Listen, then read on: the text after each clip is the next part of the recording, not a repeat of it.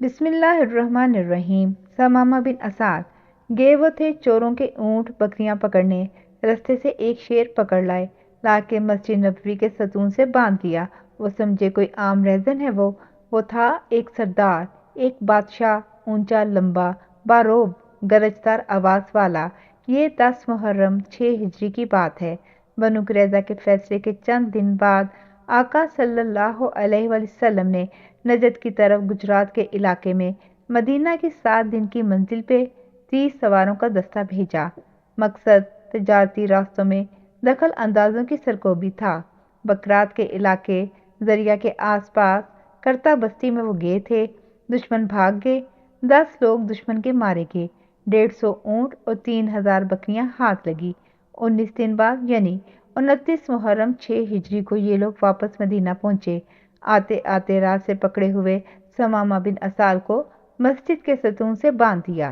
صبح آقا صلی اللہ علیہ وآلہ وسلم مسجد پہنچے، ساتھیوں کو بلا کے پوچھا، پتہ ہے کس کو پکڑ کے لے آئے ہو؟ ستون سے باندھا ہوا بندہ پہچانتے ہو؟ انہوں نے نفی میں سر ہلایا، بولے نہیں حضور صلی اللہ علیہ وآلہ وسلم۔ آقا صلی اللہ علیہ وآلہ وسلم نے فرمایا، یہ ثمامہ بن اسال ہے، بنو حنفیہ کا سردار، یمامہ کا بادشاہ۔ پھر حکم دیا اس سے نرمی سے پیش آنا۔ ثمامہ بن اسال مسلمانوں کے لیے بہت کٹھور تھا۔ جب اسے پہلے اسلام کی دعوت ملی تو وہ الٹا مسلمانوں کا دشمن ہو گیا۔ اپنے علاقے سے گزرتے کئی مسلمان اس نے پکڑ کے مارے بھی تھے۔ آقا صلی اللہ علیہ وآلہ وسلم ثمامہ کے پاس سے گزرے تو ٹھہر گئے۔ فرمایا، ثمامہ، میری نسبت تمہارا کیا گمان ہے؟ ثمامہ بولا، گمان تو اچھا ہے، اگر آپ قتل کریں گے تو ایک خونی کو ماریں گے، احسان فرمائیں گے تو قدردان شکر گزار ہوں گا، مال کی خواہش ہے تو جتنا چاہیں حاضر ہے۔ آقا صلی اللہ علیہ وآلہ وسلم خاموشی سے سن کے اٹھ گئے، اپنے گھر سے کھانا پکوا کے ثمامہ کے لیے بھجوایا، اپنی اونٹنی کا دودھ ساتھ۔ دوسرے دن پھر آقا صلی اللہ علیہ وآلہ وسلم نے وہی سوال دہرایا۔ ثمامہ نے وہی جواب دیا، پہلا اور آخری جملہ حذف کر دیا، صرف اتنا کہا، اگر احسان فرمائیں گے تو قدردان اور شکر گزار پہ احسان ہوگا۔ آقا صلی اللہ علیہ وآلہ وسلم پھر خاموشی سے اٹھ کے چلے گئے۔ تیسرے روز آقا صلی اللہ علیہ وآلہ وسلم پھر ٹھہرے اس کے پاس اور وہی سوال پوچھا۔ ثمامہ نے اب کی بار دوسرا جملہ بھی حذف کر دیا اور اپنا معاملہ آقا صلی اللہ علیہ وآلہ وسلم کے خلق عظیم پہ چھوڑ دیا۔ آقا صلی اللہ علیہ وآلہ وسلم نے فرمایا، ثمامہ، تم آزاد ہو، جہاں چاہو جا سکتے ہو۔ اپنے لوگوں کو اشارہ کیا، انہوں نے کھول دیا۔ ثمامہ حیرت کدہ بنا، آنکھیں پھاڑے سب کو سکتے کے عالم میں دیکھتا رہا۔ کافی دیر تک کسی گہری سوچ کو سوچتا رہا۔ 3 دن اس نے مسجد نبوی میں مسلمانوں کو دیکھا تھا، ان کی باتیں سنی تھیں، ان کے معمولات اس کی نظر سے گزرے تھے۔ شراب مسلمانوں پہ حرام ہو چکی تھی، باتیں نکھری نکھری، نہ کوئی کسی کی پیٹھ پیچھے برائی کہتا، نہ منہ پہ قصیدہ، ہر کوئی سچ بولتا، غیبت کا مزہ کوئی نہ لیتا، فتنے فساد کی بات کوئی نہ کرتا۔ یہ کیسے لوگ ہیں، نہ کم تولتے ہیں نہ ملاوٹ کرتے ہیں، دنیا کے کسی معاملے میں کھوٹ نہیں ملاتے، ایک اللہ کو معبود مانتے ہیں، اسی کی عبادت کرتے ہیں۔ سوچتا سوچتا اٹھا، قریبی ایک چشمے پہ گیا، نہایا، تازہ دم ہوا، واپس آیا تو اس کے چہرے پہ چہرہ ہی کوئی اور تھا، ماہ کامل سے ملی چاندنی سے چمکتے پروانوں جیسا۔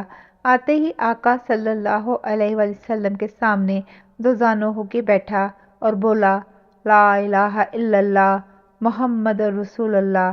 بولا، آقا صلی اللہ علیہ وآلہ وسلم، جب ادھر لایا گیا تو روئے زمین پہ سب سے برا مجھے آپ کا چہرہ لگتا تھا، اور اب پوری کائنات میں سے سب چہروں سے زیادہ محبوب آپ کا چہرہ ہے۔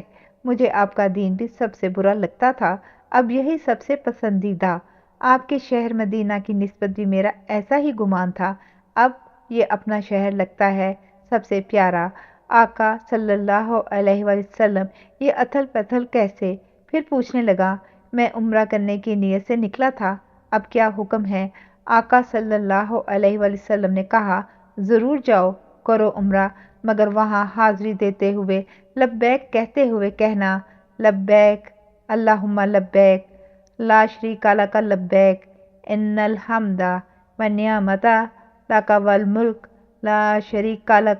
میں حاضر ہوں، خدایا میں حاضر ہوں، تیرا کوئی شریک نہیں، میں حاضر ہوں، بے شک ساری تعریفیں اور تمام نعمتیں تیرے لیے ہیں اور اقتدار تیرا ہے، تیرا کوئی شریک نہیں۔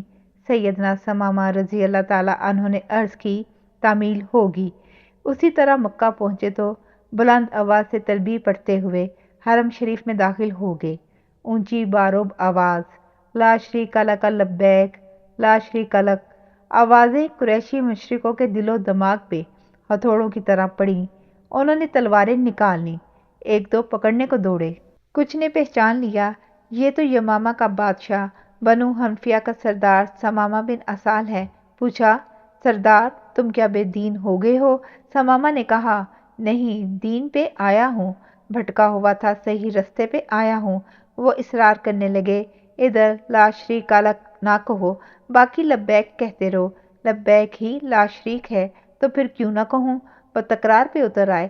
ثمامہ اپنے جلال میں آ گیا، بولا، اب تہامہ سے تمہیں جو اناج بھیجتا تھا اس کا ایک دانہ بھی مکہ نہیں آئے گا جب تک آقا صلی اللہ علیہ وسلم اس کی اجازت نہیں دیتے۔ وہی کیا، تہامہ واپس کیا اور مکہ کا غلہ روک دیا۔ مکہ میں تو ہرا پتہ بھی نہیں اگتا، سارا اناج تہامہ سے آتا تھا۔ تھوڑے ہی دنوں میں مکہ والوں کے ہوش اڑ گئے، ان کے دسترخوان سے روٹی اٹھ گئی، ہانڈیوں میں ڈالنے کو دال نہ ملے۔ روتے پیٹتے مکہ کے مشرک اپنے سردار ابو سفیان بن حرب کے پاس پہنچے، کسی طرح مدینہ سے ثمامہ کے لیے سفارش کراؤ، ہمارے بچے بڑے بوڑھے بھوکوں مرنے لگے ہیں۔ وہی ابو سفیان جو 3 مہینے پہلے 10,000 کا لشکر لے کر مدینہ کا چاند بجھانے گیا تھا، عاجزی سے خط آقا صلی اللہ علیہ وسلم کو لکھتا ہے، آپ صلی اللہ علیہ وسلم صلہ رحمی کرنے والے قریبی رشتہ دار ہیں، رحم فرمائیں اپنے شہر مکہ پہ اور اس کے باسیوں پر، اور لکھ دیں ثمامہ کو کہ وہ غلہ بھیجنا بند نہ کرے۔ یہ وہی ابو سفیان تھا جس نے مکہ میں آقا صلی اللہ علیہ وسلم کے قیام کے آخری دنوں 3 سال کے لیے صرف آقا صلی اللہ علیہ وسلم کا ہی نہیں، پورے بنو ہاشم سے قطع تعلق کرنے کے عہد نامے پہ دوسرے سرداروں کے ساتھ دستخط کیے تھے، اور 3 سال تک آقا صلی اللہ علیہ وسلم کے پورے قبیلے کو بھوک اور ترک تعلق سے شعب ابی طالب میں سسکایا تھا۔ چھپ چھپا کے جب مدینہ آئے تو یہاں بدر کے بعد احد اور خندق میں ہزاروں کے لشکر لے کر اسلام کی بیک کرنے کے لیے نکلا تھا۔ پچھلے دنوں ابو سفیان نے خندق کے بعد ایک کرائے کا قاتل خنجر دے کر مدینہ بھیجا کہ جاؤ محمد صلی اللہ علیہ وسلم کو نعوذ باللہ قتل کراؤ۔ وہ گیا، آقا صلی اللہ علیہ وسلم کو آسمان والے نے بتا دیا، پکڑ لیا، اس نے ساری بات بتا دی، وہ غلام ہو گیا۔ ابو سفیان نے کیا نہیں کیا، مگر جب اپنے دسترخوان سے روٹی اٹھی تو انہی کے آگے دستے سوال پھیلا دیا۔ آقا صلی اللہ علیہ وسلم نے کسی پھیلے ہاتھ کو کبھی خالی نہ جانے دیا، جو مانگا دے دیا۔ ابو سفیان کی عرضی مان لی، آقا صلی اللہ علیہ وسلم نے ثمامہ کو خط لکھوا دیا، مکہ کو جانے والا غلہ نہ روکیے، یہ ہے رحمت العالمین، جاری ہے، جزاک اللہ خیر۔